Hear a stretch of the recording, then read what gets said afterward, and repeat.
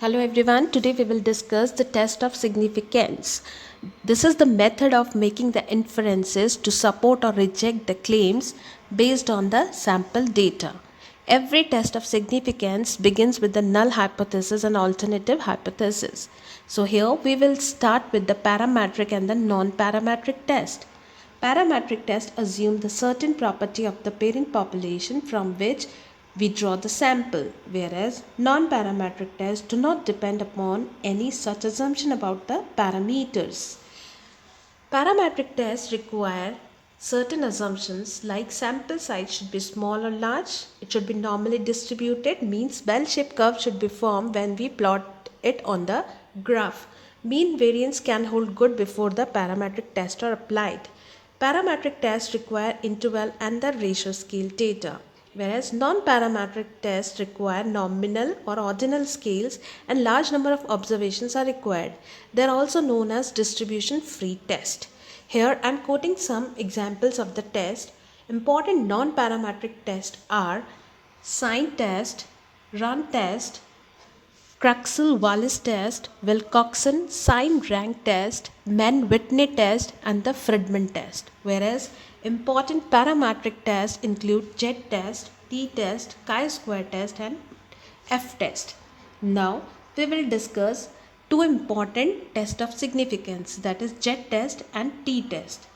When the sample size is greater than 30, population is normally distributed and the population variance is known, then we will apply Z test. Whereas when the sample size is equal to or less than 30 and the population is normally distributed but the variance is unknown, then we will apply T test. So in this way, both tests differ from each other. So the first condition is the one sample test. When the population is normal and infinite, sample size is greater than 30, variance is known, alternative hypothesis can be one-sided or two-sided, then the Z statistic is equals to x bar minus mu h naught divided by sigma p divided by square root of n. Here x bar stand for the mean of the sample. Mu h naught stands for the hypothesized mean of the population. Sigma p stands for the standard deviation of the population and n stand for the sample size. So this is the first condition.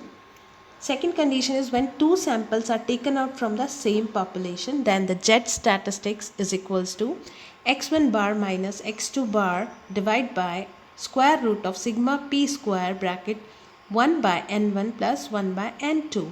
x1 bar and x2 bar are the mean of the sample 1 and sample 2. Similarly, n1 is the number of item in the sample 1 and n2 is the number of item in the sample 2. Sigma p denotes the standard deviation of the population.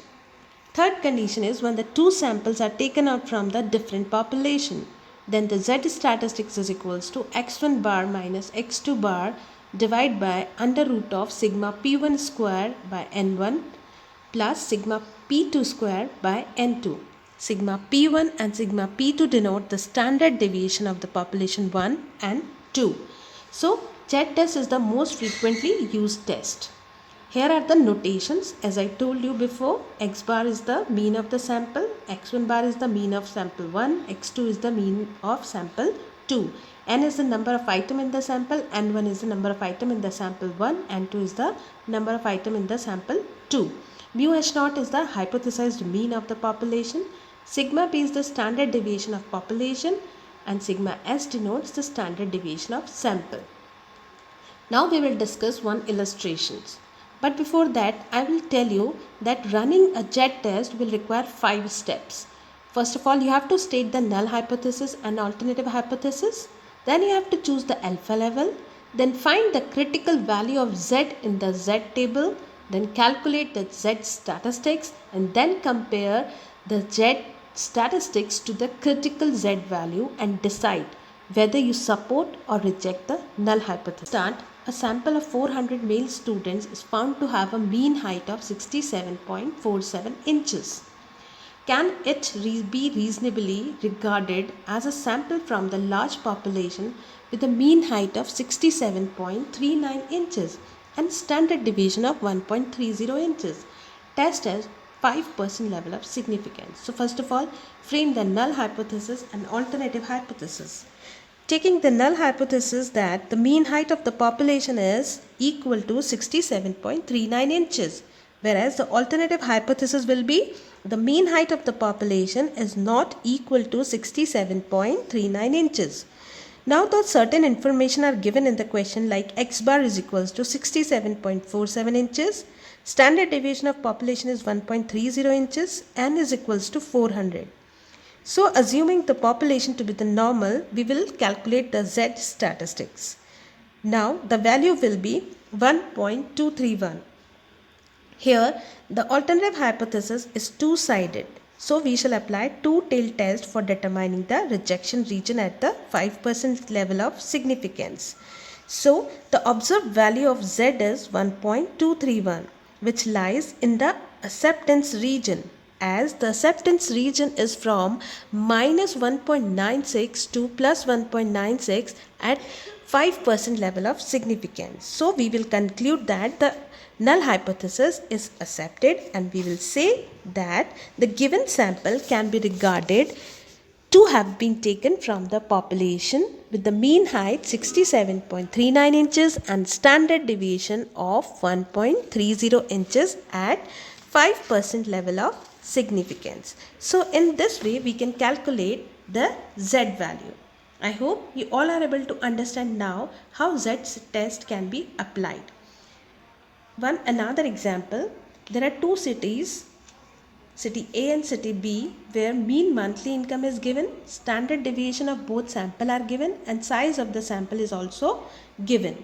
So on the basis of the above data, you have to test at the 5% level that there is no significant difference between the monthly earning of the workers in the two cities. So here first of all what you will do, you will state the null hypothesis and alternative hypothesis. What we will take, the null hypothesis that there is no difference in the earning of the workers in the two cities, whereas alternative hypothesis will be there is a difference between the earnings of the worker in the two cities. Okay, so in this way all the values are given in the question. X1 bar is given, N1 is given, X2 bar is given, N2 is given, and standard deviation of both are given, both sample data are given. So putting the value in the Z test, we will calculate the value of Z statistics, that is equals to minus 2.809. Here the H is two-sided, so we will apply the two-tailed test for determining the rejection region at 5% level.